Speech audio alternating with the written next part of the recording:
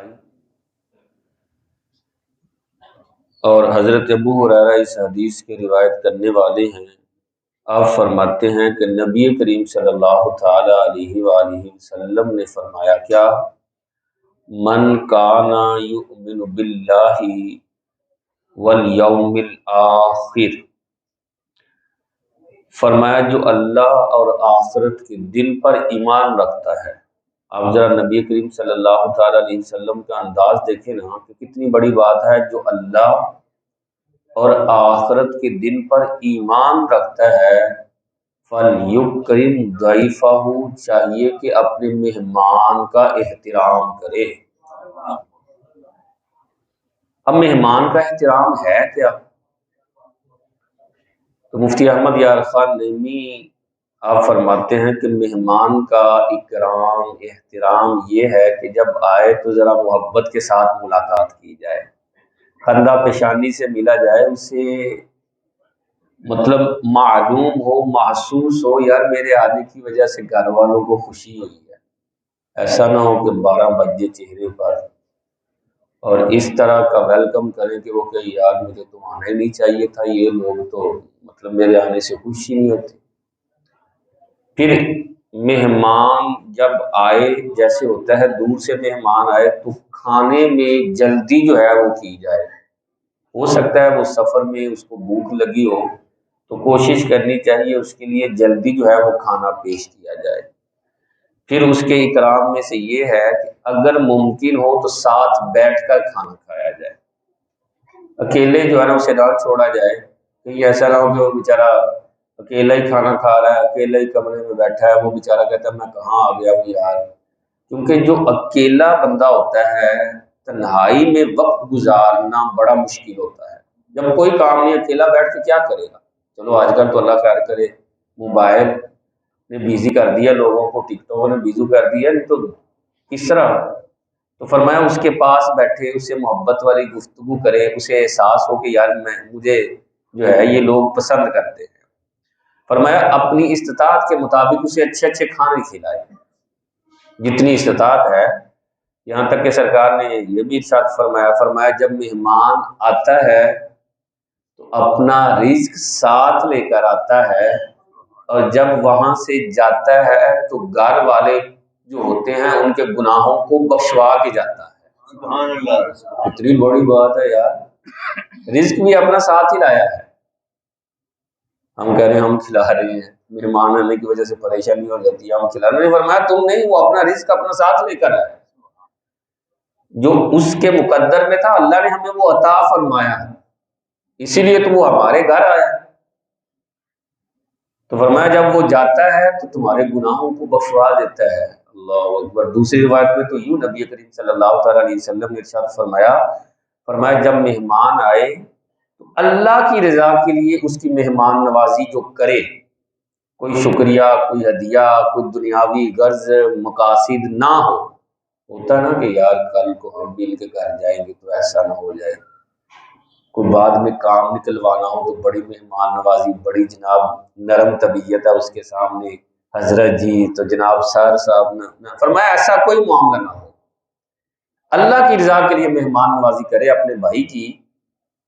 تو فرمایا جب مہمان جاتا ہے اللہ اس قدر خوش ہوتا ہے کہ آسمانوں سے 10 فرشتوں کو اس کے گھر میں بھیج دیتا ہے۔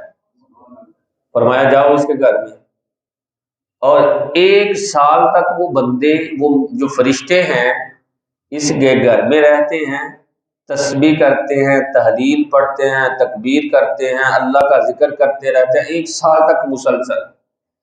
جب 1 سال پورا ہوتا ہے تو وہ واپس جاتے ہیں، 1 سال میں جتنا ذکر کیا ہوتا ہے نا اللہ اس کے برابر مہمان نوازی کرنے والے کو ثواب عطا فرما دیتا ہے۔ اور فرمایا پھر اس کے نامہ اعمال میں یہ ثواب آئے گا، تو پھر جب مطلب معاملہ دنیا سے یہ چلا جائے گا تو اللہ جنت الخلد یعنی ہمیشہ رہنے والا جو باغات ہے جنت میں، اس کو اعلیٰ ترین نعمتیں جو ہے وہ کھلائے گا۔ مہمان نوازی آقا کریم علیہ الصلوۃ والسلام کی سنت مبارکہ ہے، یہاں تک کہ سرکار کی نہیں، دیگر انبیاء کی بھی، بلکہ حضرت ابراہیم کے بارے میں آپ کا جو لقب ہے ابو دیفان، دیفان کا مطلب ہوتا ہے مہمان نوازی کرنے والا، آپ کے بارے میں یہاں تک ملتا ہے کہ بغیر مہمان کے کبھی آپ نے کھانا کھایا ہی نہیں، جب بھی کھانا کھاتے مہمان کے ساتھ ہی کھانا کھا رہتے تھے۔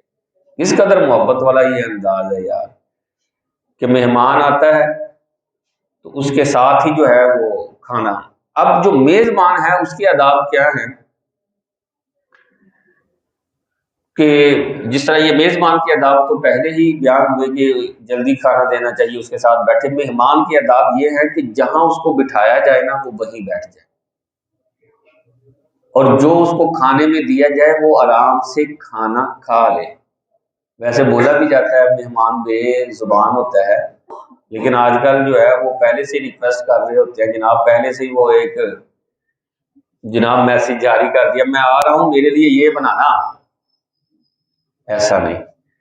تو جو دیا جائے محبت کے ساتھ کھا لے، اور جب اس کے گھر سے جانے لگے تو اس کے لیے دعا کرے۔ اور جو میزبان ہے اس کے آداب میں سے یہ بھی ہے کہ جب جانے لگے تو اسے دروازے تک چھوڑنے بھی آئے، رخصت بھی کرنے آئے۔ جب تک وہ رکا ہے اگر جانے کا ارادہ ہے تو اس کو 1-2 مرتبہ یہ بھی کہے یار رک جاؤ، لیکن اگر اسے ضروری کام ہو تو پھر رکنے پر اصرار نہ کرے، ٹھیک ہے یار یہ ضروری کام ہے۔ اور کھانا کھا رہا ہو تو اس وقت بھی میزبان کو یہ کہیے کہ اگر وہ کھانے کے اندر کچھ سلو ہے تو کہ یار کھانا کھائیں نا، آپ کھانا کھائیں گے مجھے خوشی ہوگی، یہ میں نے آپ کی پسند کا بنایا ہے، مجھے پتا چلا تھا کہ آپ محبت کے ساتھ کھاتے ہیں تو اس لیے اسپیشل آپ کے لیے بنایا ہے، ذرا تھوڑا سا مزید کھانا کھا لیں گے تو ذرا مجھے خوشی ہو جائے گی۔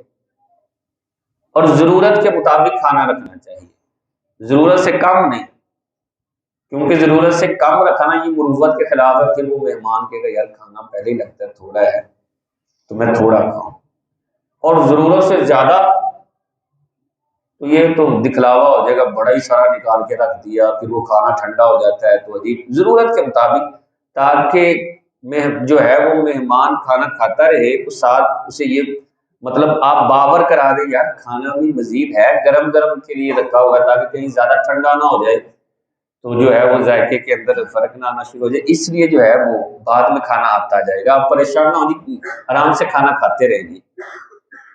اس طرح کا انداز اپنایا جائے، کیونکہ ساتھ ہی اس طرح جو مسلم شریف کی روایت ہے نبی کریم صلی اللہ تعالیٰ علیہ وسلم نے فرمایا لا یحل لمسلم، کسی مسلمان کے لیے حلال نہیں ہے ان یقیم عند اخیہ حتی یؤثمہ، کہ اپنے بھائی کے ہاں قیام کرے یہاں تک کہ اسے گناہ میں ڈال دے، یعنی مہمان بنا تو اسے گناہ میں نہ ڈالے۔ اس کی یا رسول اللہ وہ گناہ میں کیسے ڈالے؟ فرمایا وہ اس بندے کے پاس مہمان نوازی کرے کہ جس کے پاس کھلانے کے لیے کچھ ہے ہی نہیں اور اس کے پاس رہتا ہی جا رہا ہے رہتا ہی جا رہا ہے، ایسا بھی نہیں ہونا چاہیے۔ مطلب بندہ صاحب ثروت نہیں ہے، اتنا زیادہ مال اور طاقت نہیں رکھتا، تو اس کے ہاں مہمان جو ہے وہ اس کو چاہیے کہ پھر وہ کم ٹھہرے۔ جس طرح ایک روایت میں ہے سرکار نے فرمایا 1 دن اور 1 رات جو ہے یہ مہمان نوازی، اور 3 دن اور 3 راتیں ضیافت ہے، اس کے علاوہ پھر جو ہے وہ صدقہ ہے۔ اصل میں مہمان 1 دن اور 1 رات کا ہے، پھر ضیافت جو ہوتی ہے وہ 3 دن اور 3 راتوں کی ہے۔ فرمایا فما وراء ذلک فهو صدقۃ علیہ، اس کے علاوہ تو پھر اس کے اوپر صدقہ کیا جا رہا ہے۔